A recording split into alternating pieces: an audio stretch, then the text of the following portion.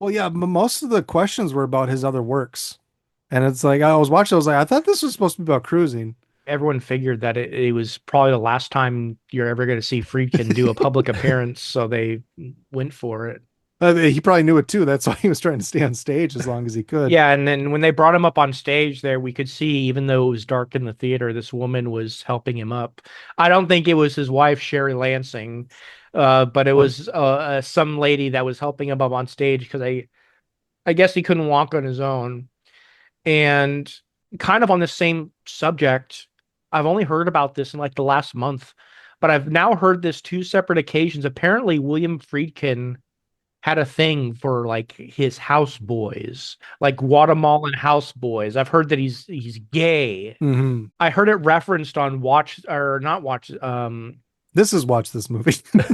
Well, of course I know him. He's me. The movies. The oh gosh, what's his name? Low Res Wonder Bread. That's it. Hmm. I heard it two separate reference on two separate occasions that he liked.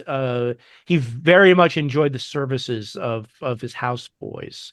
So maybe there's an entire facet of William Friedkin that's not yet been explored. Yeah, I heard it is actually a Filipino Okay. because I sometimes frequent the movies Discord, the movies is Low Res's podcast, great podcast.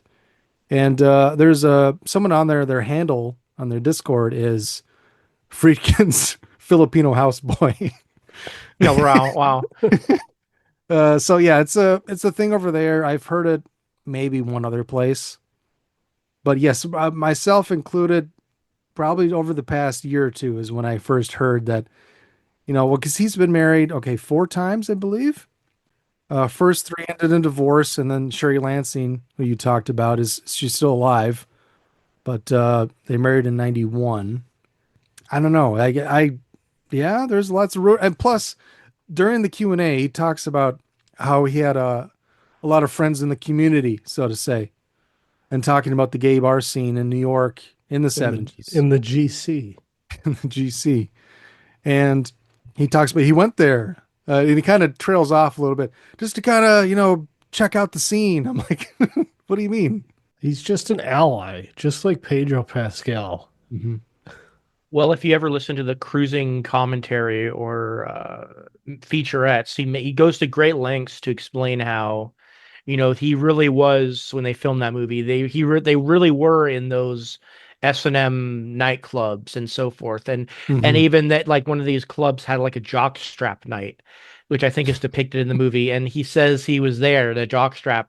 Filming the movie, like, is that really necessary? They know you're there filming a movie. I wouldn't think that you actually need to be in a jock strap, even though it's jock strap night.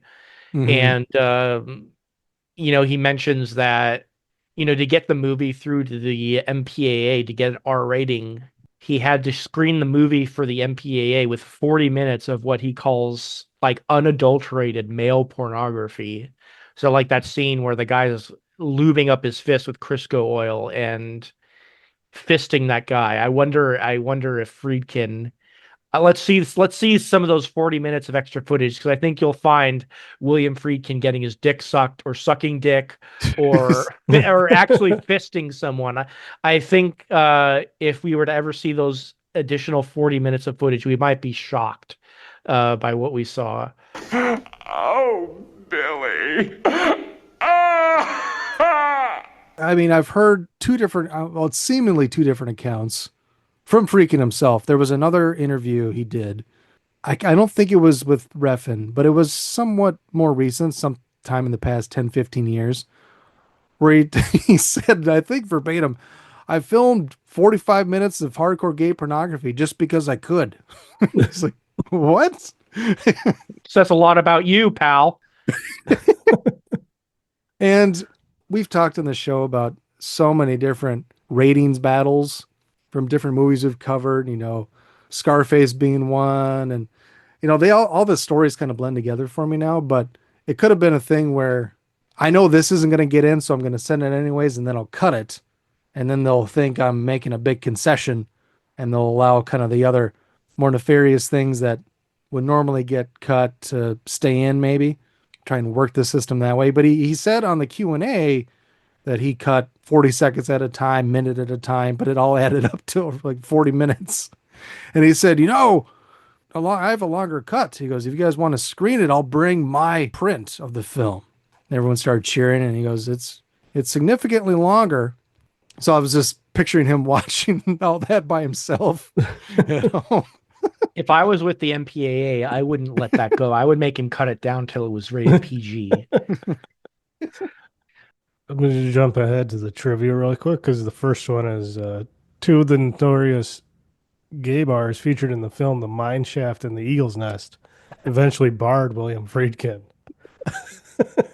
Yeah. So what was going on there that like I think there's a lot more that we don't know that William Friedkin isn't revealing. I think all these scenes at the bars where there's like gay men cavorting and having sex in the background, I think he was getting a little something for himself. I think he probably stuck his head in frame every once in a while and sucked himself a little bit of dick, and he was grabbing and he was indulging himself. Like, come on. Like, I think it says it all that the bar had a jockstrap night and he himself showed up in a jockstrap. Like, you're making a movie that's not necessary. You don't have to go all that way. Yet he did. Method directing. And I think it's going to come out in the next 5 years. You can quote me on this. In the next 5 years, it's going to come out that William Friedkin was a lifelong gay man.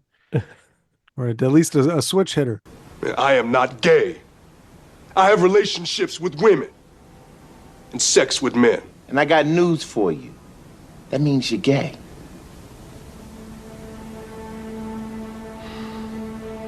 Just walking around with just handkerchiefs hanging out of both pockets. And that whole marriage to Sherry Lansing was like a beard situation. Sherry Lansing was his beard. Your wife is with another man and you don't care?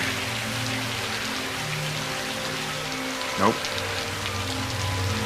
Our marriage is just for show. A commercial for how normal we are when we're anything but. All 4 of his marriages? Meanwhile, he was, yes, all 4 marriages. And all the while, he was having a whale of a time with his Filipino houseboys. A James whale of a time, if you will. Oh, there was a time when this house was full of young men. Some of them even posed for me, right where you're sitting now. Of course, they weren't nearly so bashful. Oh, no, this studio was full of bare buttocks and pricks. Hard, arrogant pricks. Well, his last marriage was the only one that went over 4 years. Before this episode, I listened to the commentary on the Cruising Blu-ray. I didn't get the 4K. I guess like Arrow put out like a new 4K, but I have like the Blu-ray from Arrow, Right, and what I listened to the Cruising commentary by it's Friedkin and Mark Kermode. I thought it was really informative. And maybe on the 4K you can see the real penetration. Maybe, yeah. And you see during one of the club scenes, you see Friedkin, his head comes into frame, and he like licks a penis. That's like, Oh, Billy. I recognize those glasses anywhere. Is that Billy in the background? With a handkerchief in his right pocket? Like, yeah, you're telling me nothing untoward was going on when you're at a jockstrap night at a gay S&M club, and you yourself are in a jockstrap. You're not just like, you don't explain to the proprietors of the club like, hey, I'm here filming a movie. Do I really need to be in a jockstrap? But yeah, he went ahead and he was apparently there in a jockstrap. Let's play the clip from in the store with Powers Booth is the shopkeep, and it explains the handkerchiefs to Pacino, which blew my mind. Excuse me. Could I ask you about these? What about them? What are they for? Well, like blue hank in your left back pocket means you want a blowjob. Right pocket means you give one. The green one left side says you're a hustler, right side you're a buyer. Yellow one, left side, means you give golden shower. Right side, you receive. The red one means... Thank you. See anything you want? I'm gonna go home and think about it. I'm sure you'll make the right choice. Were you just as surprised, Stan? I had no idea Well, about the handkerchief thing. Yeah, it's like a whole thing called like the handkerchief code. And what I'm remembering now that I think about it, like last year, like November of last year, The Rock appeared. I forget if it was a Hollywood Reporter or Variety. There was a big feature about The Rock, and it was like a pictorial also. So there were photos of him with like a tan handkerchief hanging out of his back pocket, his right back pocket. So this tan handkerchief in his back right pocket means he likes being rimmed.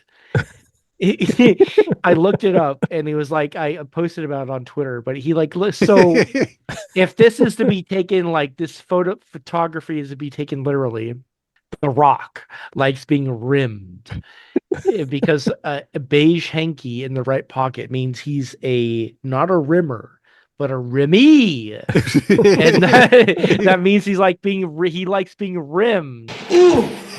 So that I was surprised to see that, but it's like a whole, as Paul Sorvino says in Cruising, it's like this gay S&M subculture. It's a world unto itself. I think the Crips and the Bloods use handkerchiefs too. If you're a gay gangster, which code supersedes the other one? You tell me. I don't know.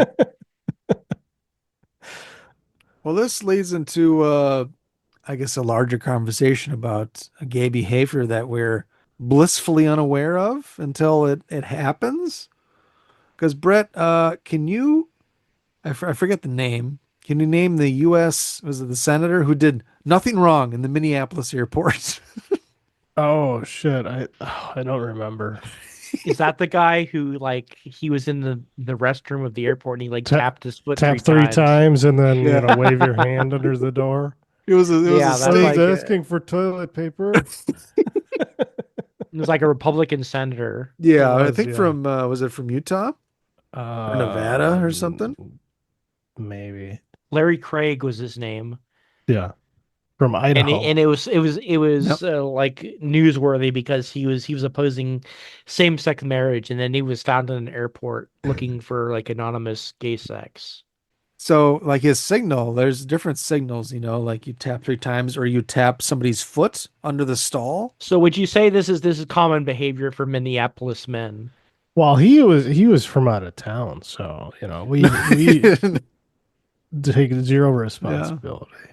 No, but what I wanted to get to was this is like a well-known gay behavior or a signal. I'm in an airport bathroom. I'm looking for a little fun. Whether it's a known gay hangout or not, that's not something that I'm privy to. But, this is like a behavior that, and until we hear about it, I'm oblivious. So it comes to mind because I remember being in a bathroom, I don't know where, but I know it's happened at least twice. Or I've just been sitting there doing my business, and some guy in the stall next to me has tapped my foot with his foot. And I'm like, what the fuck is going on here? This is weird. And not knowing what it is until after hearing about that story, that it's a gay signal to, hey, come into my stall, let's fuck, or I'll blow you, or whatever, But like it's happened to me a couple of times where somebody's tapped my foot underneath the stall, and you're just like, don't fuck. And I didn't even say anything. I'm just like freaked out, like, don't touch me. Like, why are you reaching your foot out so far? Jesus.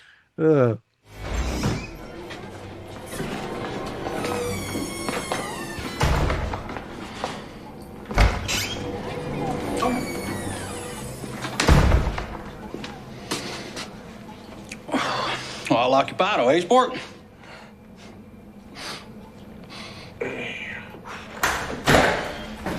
Gents. Well, looks like we're up. Go on, get in there.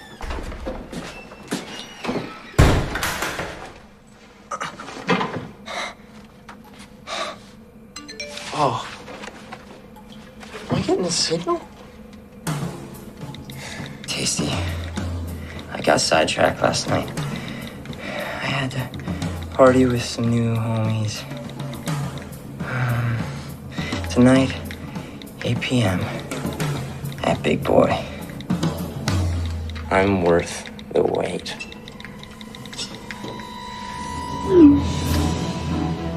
Yes.